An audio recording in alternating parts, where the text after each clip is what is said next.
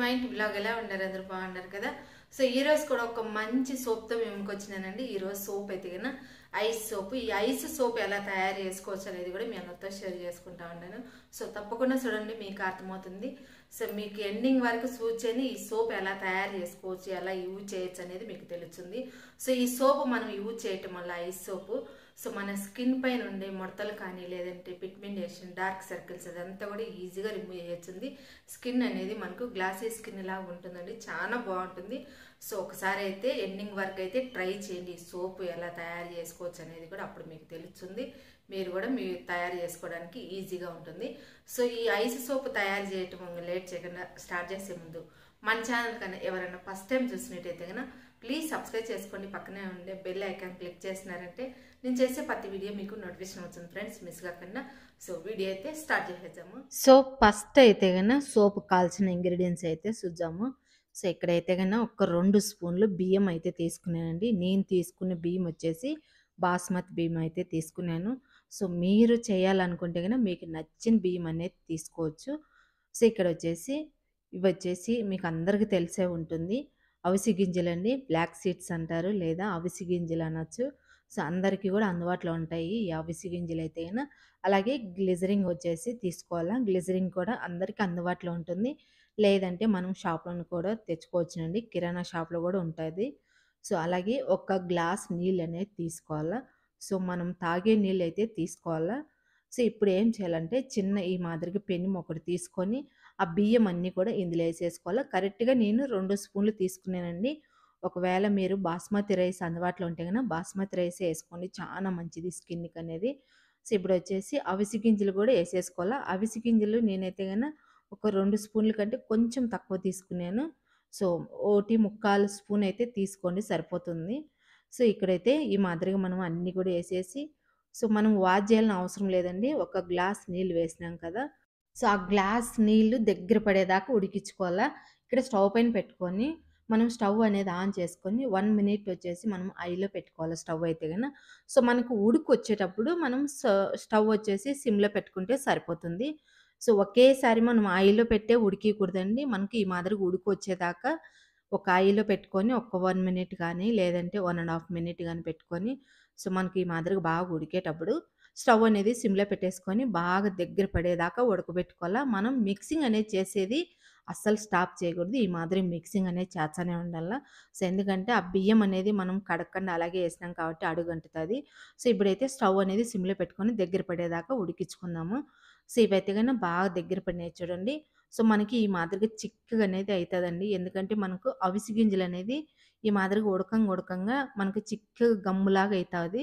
So మనకు ఆ మాదిరిగా వచ్చేదాకా ఉడికించుకొని సో ఈ మాదిరిగా అయితే చిక్కబడింది. ఇప్పుడు స్టవ్ అనేది ఆఫ్ చేసేసుకోవాలా. సో స్టవ్ అనేది ఆఫ్ చేసేసుకొని పక్కన పెట్టేసుకుందాము. ఇక్కడైతే గన నేను సోప్ మొళ్ళైతే తీసుకున్నానండి. ఒకవేళ మీ దగ్గర సోప్ మొళ్ళు లేదంటే గన ప్లాస్టిక్ డబ్బాలలో కూడా చేసుకోవచ్చు, గట్టిగా అయితుంది. సో నేను ఇక్కడ సోప్ మోల్డ్‌కొచ్చేసి కొద్దిగా వ్యాజిలిన్ అనేది అప్లై చేస్తా ఉండాను. సో ఈ సోప్‌కైతే గన మనం వ్యాజిలినే యూజ్ చేయాలండి.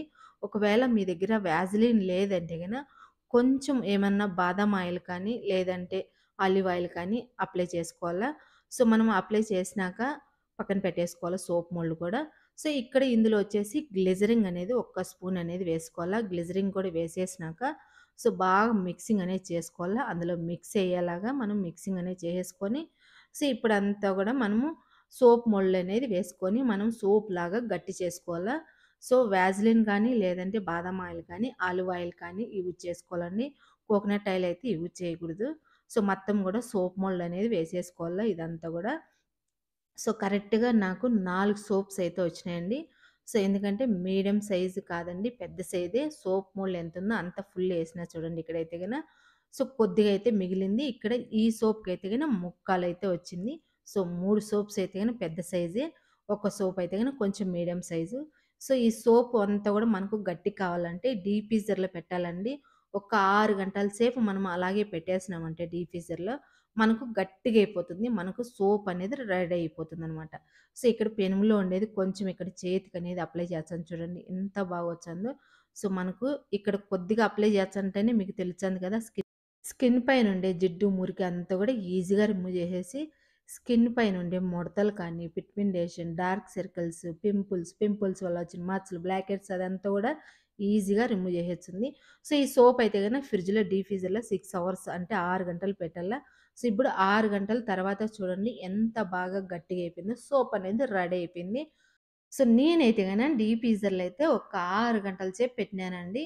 6 గంటల సేపు పెట్టింటే నాకు సోప్ అనేది ఈ మాదిరి గట్టిగా అయిపోయింది.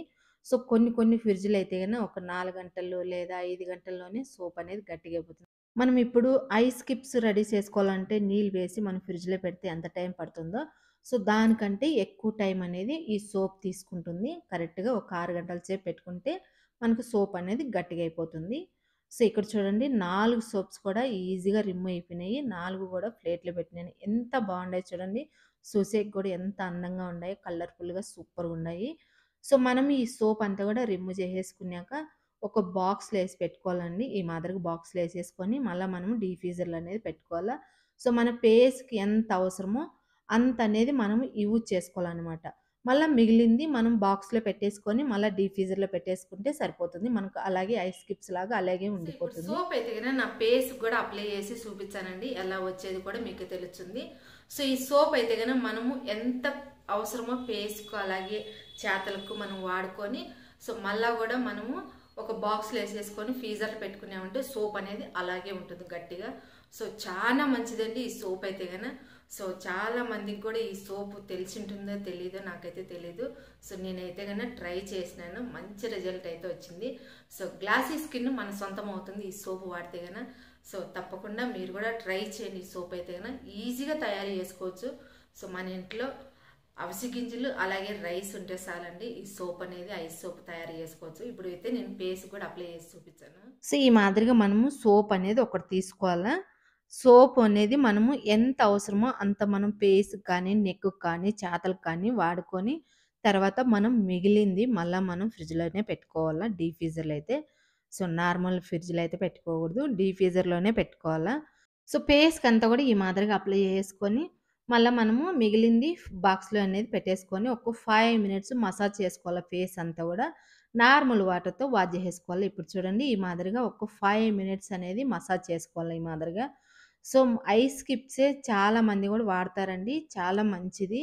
సో, ఐస్ క్యూబ్స్ బదులు మనం ఈ మాదిరిగా సోప్ అనేది తయారు చేసుకొని యూజ్ చేసినామంటే స్కిన్ అనేది చానా బావుంటుంది. సో, ఇక్కడైతే వాష్ జేసేసినా చూడండి. సో, మనం ఒక 5 మినిట్స్ అనేది మసాజ్ చేసుకొని నార్మల్ వాటర్‌తో వాష్ జేసేసుకోవాలా. చూడండి ఎంత బ్రైట్‌నెస్ అనేది ఉండదో స్కిన్ అనేది స్మూత్‌గా ఉంది. సో, ఫ్రెష్‌నెస్ అనేది ఉంటుందండి ఈ సోపు వాడటం వల్ల. సో, చానా బావుంటుంది. తప్పకుండా మీరు గూడా ట్రై చేయండి. సో, ఇంతేనండి ఈరోజు వీడియో అయితే గన. ఈ వీడియో మీకు అందరికి నచ్చిందనుకుంటే గన ఒక లైక్ చేసి, అలాగే మన ఛానల్ ఎవరైనా ఫస్ట్ టైమ్ చూసినట్టయితే గన ప్లీజ్ సబ్స్క్రైబ్ చేసుకొని పక్కనే ఉన్న బెల్ ఐకాన్ క్లిక్ చేయండి. ఇంకొక మంచి